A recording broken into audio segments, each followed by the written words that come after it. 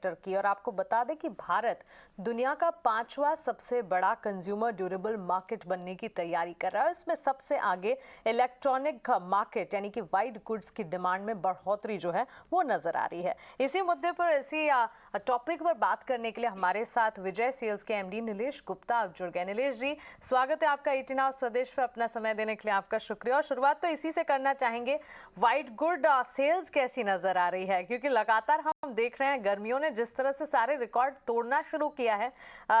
नीलेश जी, आपसे जानना चाहेंगे, डिमांड तो बढ़ी है, ये आगे और कितनी बढ़ती दिखेगी, बताएं। देखिए, ये महीने की शुरुआत में थोड़ा सा मतलब आप देखेंगे इस साल मार्च में थोड़ी गर्मी कम आई थी, बल्कि बारिश भी आ गई थी। तो थोड़ा सा सब हम निराश हो गए थे कि इस बार एसी और कूलर सीजन और फ्रिज का क्या होगा। लेकिन पिछले एक हफ्ते में गर्मी काफी बढ़ गई है और पूरे इंडिया में बढ़ गई है। तो डिमांड बहुत ज्यादा अच्छी आ गई है और अब ये डिमांड लग रहा है पूरा अप्रैल और मई सस्टेन करेगी। तो इस हिसाब से डिमांड की वृद्धि आई है और सेल भी, एक्चुअल सेल भी दिखाई दे रही है। तो आई थिंक जो हमने थोड़ा सा लॉस किया है मार्च में, उसकी शायद पूर्ति हो जाएगी इन 2 महीनों में।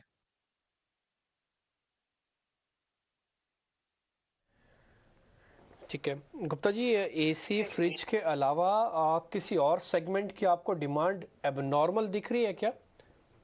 देखिए सर, एबनॉर्मल तो अब एक्चुअली क्या हो गया है, जो मार्केट ग्रो कर गया है पोस्ट कोविड, अगर हम देखेंगे ना तो कंज्यूमर ड्यूरेबल का मार्केट ग्रो कर गया है। नंबर्स में इतना ज्यादा ग्रो नहीं किया होगा, लेकिन वैल्यू सेगमेंट में काफी ज्यादा ग्रोथ आई है। बिकॉज कोविड के बाद लोगों का ऑलवेज रुझान रहा है कि हम बेशक कम खरीदें लेकिन अच्छा खरीदें। और कम खरीदना होता नहीं है तो क्वांटिटी तो उतनी लेते हैं, बट अच्छा लेने लग गया। तो हम देखते हैं एवरेज सेल्स प्राइस बढ़ गई है।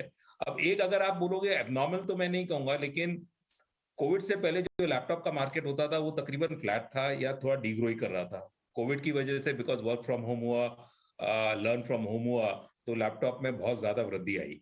बट कोविड के बाद अब जैसे पिछले एक साल से नॉर्मलसी आ गई है, उसके बावजूद भी जो लैपटॉप का मार्केट एस्टेब्लिश हुआ कोविड के बाद का, आज भी वही मार्केट चल रहा है। और हम देख रहे हैं पिछले साल के अलावा, अगर कंपेयर करें पिछले साल से, तो भी 2-4% की ग्रोथ ही आ रही है, जो कि बहुत सरप्राइजिंग है।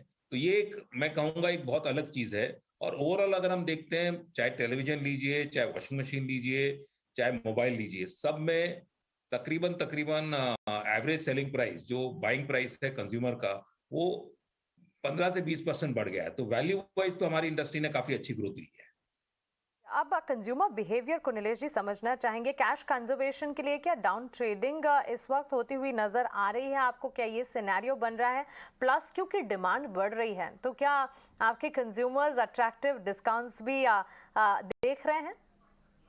देखिए, जहां तक कैश सेविंग का सवाल है, डाउन ट्रेडिंग बिल्कुल नहीं हो रही है। बिकॉज कंज्यूमर कैश में लेते ही नहीं है। अब हमारी कंज्यूमर ड्यूरेबल इंडस्ट्री में तकरीबन 80% जो सेल हो रही है वो ईएमआई में हो रही है, तो उनको उतना फर्क पड़ता नहीं है। और जैसा कि मैंने अभी कहा था, आज कंज्यूमर को चाहिए, अगर वो 32 इंच का टीवी लेना चाहता है तो वो 43 या 55 का लेना चाहता है। और बिकॉज ईएमआई की सुविधा उसके पास है, और अब जो ईएमआई के ऑफर्स भी कंपनीज और रिटेलर्स साथ में मिलकर ला रहे हैं, जहां पे उसको 0 डाउन पेमेंट देना पड़ रहा है कई चीजों में।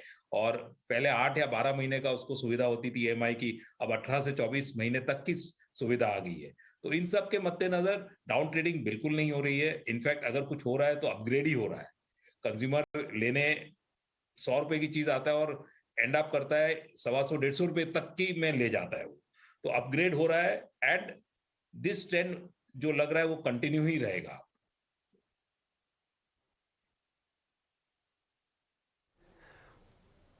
ठीक है, बहुत बहुत शुक्रिया sir, thank you very much, आज आपने समय दिया। अच्छा लगा नीलेश जी आपसे बातचीत करके। आपने थोड़ा हमको रैशनली तरीके से बता दिया कि हाँ, एक तो लैपटॉप, दूसरा ये एसी फ्रिज वाला हिस्सा काफ़ी अच्छे से बढ़ रहा है।